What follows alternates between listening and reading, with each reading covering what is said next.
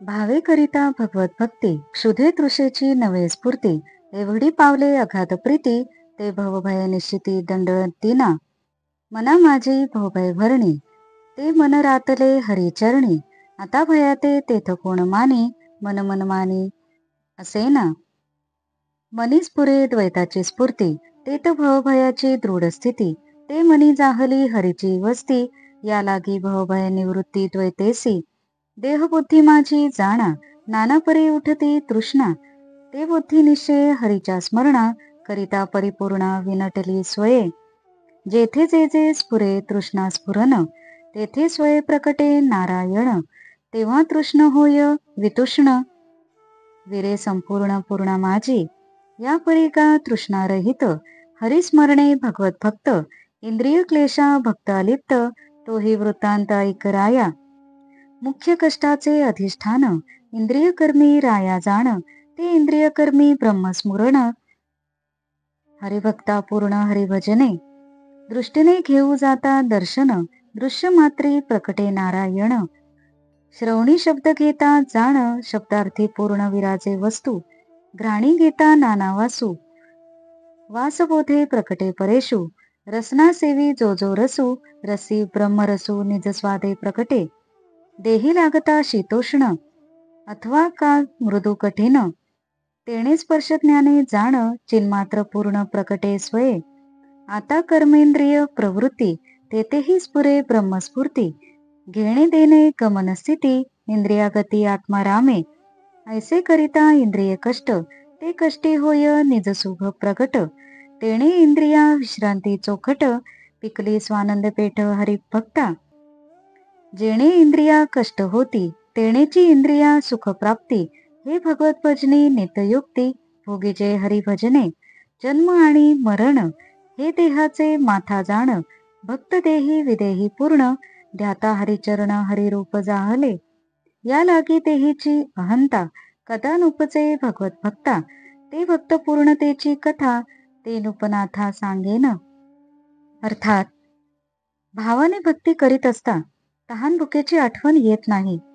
एखाद्या आघात भगवत प्रीतीला जे पोहोचलेले असतात ते संसार भयाने कधीच टळमळत नसतात. भवभयाची उत्पत्ती मनात होते, पण ते मन हरीच्या स्मरणाने भरलेले असते. तिथे भयाला जागा कशी राहणार? कारण मन हे मनच राहिलेले नसते. द्वैताचा अनुभव मनात येत असतो आणि संसार भय हे द्वैतातूनच येते. पण मन हरिमय झाले की द्वैतही जाते आणि संसार भयही. देहच मी असे म्हटले की बुद्धीमध्ये अनेक प्रकारच्या वासना तृष्णा उठतात. पण तीच बुद्धी विवेकाने निश्चयाने हरिस्मरण करू लागली म्हणजे हरिरूप होते. प्रत्यक्ष घटना अशी घडते की बुद्धीमध्ये जी जी वासना उठावी ती हरिरूपच होते. स्वतः नारायण तेथे प्रकट होतो आणि तृष्णा त्या नारायणात लीन होऊन जाते. हे राजा, भगवंताचा भक्त ह्याप्रमाणे तृष्णारहित होतो. आता त्याला इंद्रियांपासून क्लेश कसे होत नाहीत ते ऐक. इंद्रियांच्या कर्मामध्ये काहीतरी कष्ट प्रयत्न हे असतातच, पण हरिभक्तांना इंद्रियाच्या कर्मातही हरीचा अनुभव येतो. दृष्टीने पाहावे तर दृश्यच नारायण होतो. कानाने ऐकू लागले तर शब्दाच्या अर्थामध्ये ब्रह्मच ऐकू येऊ लागते. नाकाने वास घ्यावा तर सुगंध म्हणजेच परमेश्वर होतो. जीभ जो जो रस सेवन करते तेथे ब्रह्मरसच स्वयं प्रकट होतो. देहाला थंड गरम मऊ कठीण असे स्पर्श झाले तरी तो स्पर्शही परब्रह्माचा अनुभव देतो. देणे घेणे उभे राहणे जाणे इत्यादी कर्मेंद्रियाच्या हालचालीतही ब्रह्मस्थितीच राहते. कारण आत्मारामानेच या इंद्रियांना प्रेरणा मिळत असते.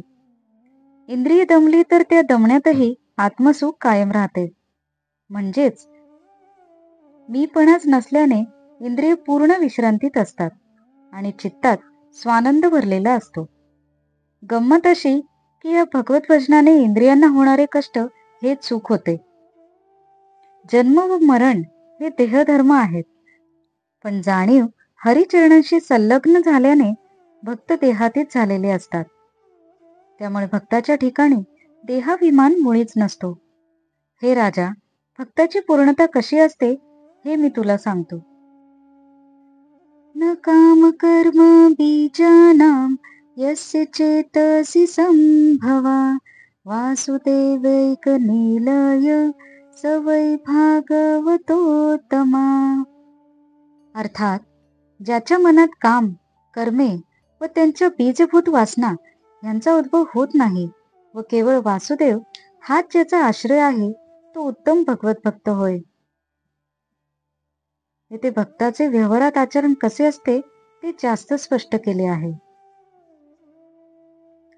देह धरिला पंचानने भक्त न दंडिळी जीवे प्राणे वंध्या पुत्रू सुळी देणे देहाचे मरणे तेवी देखे छाया पालखी वैसावी ऐसे कोणी चिंतिना जीवी तैशी देहासी पदवी यावी हा नोठी स्वभावे लोभ भक्ता देहासी आलिया नाना विपत्ती भक्ता खेदू नुमटे चित्ती जेवी आकाश शस्त्रघाती नये काकुळती तैसे ते जननी जठरी देहो जन्मला भक्तून म्हणे मी जन्म आला रवी थिल्लरी प्रतिबिंबला थिल्लर मी जाहला कदा न म्हणे सायंप्रात सूर्यप्रकाशे अभरी गंधर्व नगराभासे देह प्रतिपाळी अदृष्ट तैसे म्या केले ऐसे स्फुरेना भक्त देहासी येता मरण हेतुरहित हरीचे स्मरण या लागी देह निमाल्या आपण न मरता पूर्ण पूर्णत्वे उरे थिल्लरा समूळ नाशू झाला तरी रवीन म्हणे मी निमाला देवी देहो गेलिया भक्त उरला सद्रूपे संचला हरिस्मरणे आधी काय सर्पू मारावा मग दोरा ते दोरू करावा तो न पालटता निज गौरवा दोरूची अवघा दोर रूपे देवी हरिभक्ता देहाचा भाव मा काळ कवणा खाली न घावो आता आम्ही ते आम्हीच आहो आम्ही पण वावो आमचे नियामा इत्यादी संसार देहधर्म ज्यासी स्पर्श न शके कर्माकर्म मोहो गदा कवेच भवभ्रम तो भक्तोत्तम प्रधानत्वे राया आणिकही एक खूण तुझ मी सांगेन संपूर्ण ज्याचा काम होय नारायण ते भक्त लक्षण अवधारी हृदयी चिंतिता आत्माराम तद्रूप जाहला हृदयीचा काम त्यासी सर्व कर्मी पुरुषोत्तम देवदेवोत्तम तुष्टोनी प्रगटे तेथे ज्याच्या वासना हृदयवासी त्याही पडल्या हरिसुखासी एवं वासना जडल्या हरिरूपाशी हरि आश्रयो त्यासी दृढ जाहला. अर्थात, देहाला वाघाने जरी धरले तरी भक्त भीत नाही. वंध्येला पुत्र नसतो, त्याला सुळी कसा देणार आणि त्याचे दुःख कोणाला होणार. तसे त्याला देहाचे मरण वाटते. आपल्या प्रतिबिंबाने किंवा सावलीने पालखीत बसावे असे कोणाला वाटते का? तसाच देहाला मिळालेल्या पदवीचा भक्ताला अभिमान वाटत नाही. आकाशाला ज्याप्रमाणे शस्त्राचा आघात लागत नाही त्याप्रमाणे संकटांनी भक्ताला खेद वाटत नाही. सूर्याचे प्रतिबिंब डबक्यात पडले तरी सूर्य स्वतःला डबके समजत नाही. त्याप्रमाणे मातेच्या उदरात देह निर्माण झाला व जन्माला आला तरी भक्त मी जन्माला आलो असे म्हणत नाही. ढगात नाना आकृती दिसतात पण त्या आकृती मी केल्या असे सूर्य म्हणत नाही. त्याप्रमाणे प्रारब्धाकडून पाळला जाणारा देह माझा आहे व मी पाळतो असे भक्त म्हणत नाही.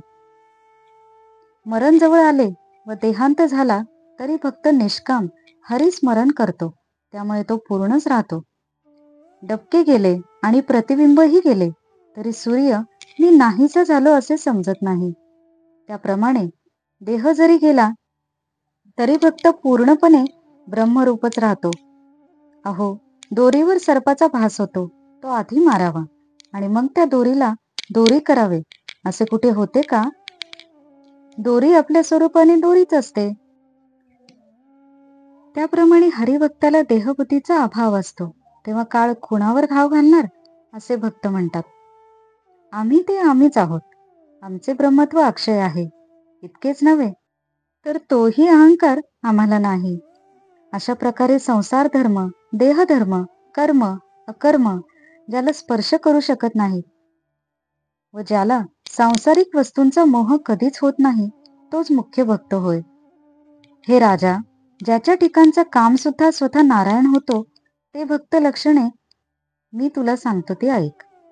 हृदयामध्ये आत्मारामाचे चिंतन केले की तो काम आत्मस्वरूप होतो व भक्ताची सर्व कर्मेच पुरुषोत्तम स्वरूप प्रकट करणारी होतात. त्याच्या हृदयात वासना म्हणून जेवढी उठते ती हरिरूप होते, म्हणजे वेगळी वासना राहतच नाही. न यस्य जन्म कर्मभ्याम न वर्णाश्रम जातिभिः सज्जते अस्मिनं भावो देहे वै स हरे प्रिया. अर्थात ज्याच्या मनात अहंभाव या देहाचे जन्म व कर्म ह्यांच्या योगाने चिटकत नाही, जडत नाही आणि वर्ण, आश्रम व जात ह्यांच्या योगानेही चिटकत नाही, तो हरीला प्रिय होतो. अर्थात कसलाच अभिमान नसतो, तो हरीला आवडतो.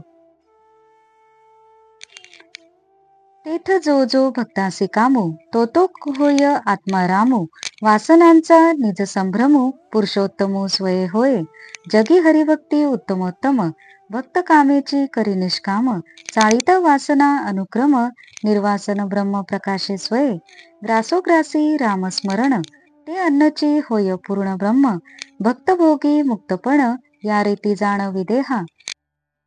ऐसा जो निष्काम निष्ठू तोची भागवता माझी श्रेष्ठू त्यासीच प्रधान नत्व पट जाणतो वरिष्ठो उत्तमत्वे उत्तम भक्त कैसे विचरती त्या भक्तांची विचरण स्थिती ते सांगितली राया तुझ प्रती यथानिकुती ती श्लोकी. उत्तम भक्त कोण लिंगेसी आवडते झाले भगवंतासी ते लक्षण सांगावयासी अतिउल्लासी हरी बोले. प्राकृतामधी देहाभिमान तेणे गुरुकृपा करिता भजन पालटे अभिमानाचे चिन्ह अहम नारायण भावना युक्त. एवं देह हे समूळ मिथ्या अहम नारायण हे तत्वता अशी भावना दृढ भाविता ते भावना अंतवता अभिमान विरे अभिमान हरिचरणी लीन. तेव्हा भक्त होय निरभिमान तेची अंतेचे लक्षण हरी संपूर्ण सांगत निरअहंकाराची लक्षणे. तो जन्मोनी मी जन्मलो न म्हणे सुवर्णाची केली शुने तरी सोने श्वान हो नेणे तदाकारे असता.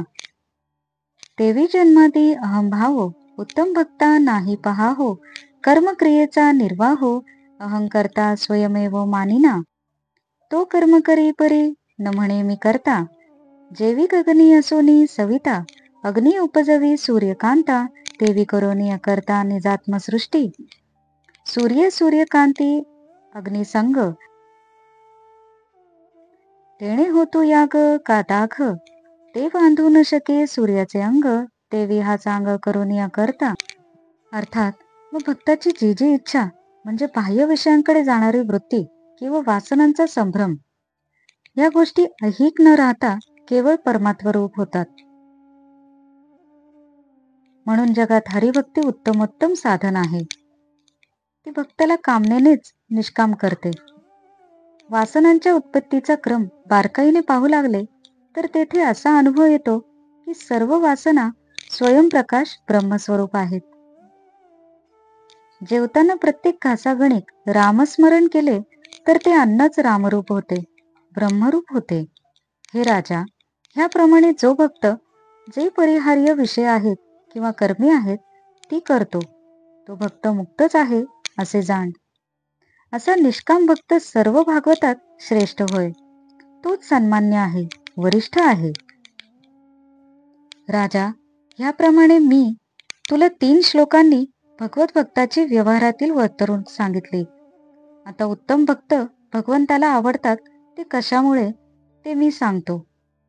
असे हरिनारायण आनंदाने म्हणाला. अज्ञ लोकांच्या ठिकाणी मी देह आहे अशी धारणा असते, पण गुरुकृपेने भजन करू लागले असता ती धारणा बदलते व मी नारायण आहे अशी धारणा येथे येते. हा देह त्याच्या कारणासह मुळात मिथ्या आहे आणि मी नारायणच आहे ही धारणा अभ्यासाने दृढ झाली की देहाचा अभिमान तिच्यात विरून जातो. तो देहाभिमान हरीमध्ये लीन झाला असता भक्त निराभिमान होतो. हरिनारायण आता निरअहंकार म्हणजे काय ते सांगू लागला. तो भक्त मी जन्मलो असे म्हणत नाही. सोन्याचा कुत्रा केला तरी सोने स्वतःला कुत्रा समजत नाही. त्याप्रमाणे ह्या भक्ताला जन्म व कर्म यांचा अभिमान नसतो. सूर्याचे किरण भिंगावर पडले की अग्नी उत्पन्न होतो, पण सूर्य स्वतःला त्याचा कर्ता समजत नाही. तसेच भक्त स्वतःला कर्माचा कर्ता समजत नाही. भिंगातून निघालेल्या अग्नीने यज्ञ किंवा आग कोणतेही कार्य होते, पण सूर्याच्या अंगाला त्यापासून पीडा किंवा सुख होत नाही. तसाच हा भक्त करून अकर्ता असतो.